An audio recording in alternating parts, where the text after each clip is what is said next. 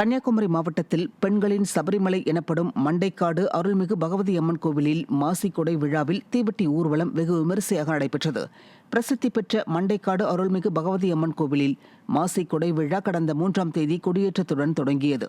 இந்த விழாவின் 9வது நாளில் மிகவும் பிரசித்தி பெற்ற பெரிய தீவெட்டி ஊர்வலம் வெகு விமரிசையாக நடைபெற்றது. இதில் சுற்றுவட்டார கிராம மக்கள் மட்டுமல்லாமல் அண்டை மாநிலங்களில் இருந்தும் வந்து பக்தர்கள் வழிபாடு செய்தனர்.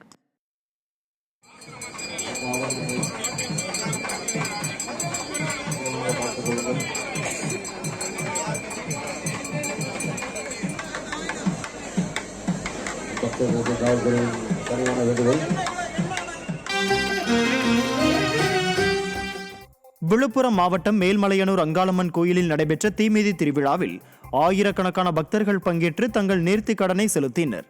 மேல்மலையனூர் அங்காளம்மன் கோயிலில் மாசி திருவிழா கொடியேற்றத்துடன் தொடங்கி மயான கொள்ளை விழாவுடன் நிறைவுற்றது. இதனைத் தொடர்ந்து நடைபெற்ற வழிபாடுகளில் பக்தர்கள் அலகு குத்தி தங்கள் நேர்த்திக் கடனை செலுத்தினர். தொடர்ந்து மாலையில் நடைபெற்ற தீமிதி திருவிழாவில் அங்காளம்மனுக்கு மாலை அணிவித்து விரதமிருந்த பக்தர்கள் தீமிதித்து தங்கள் நேர்த்திக் கடனை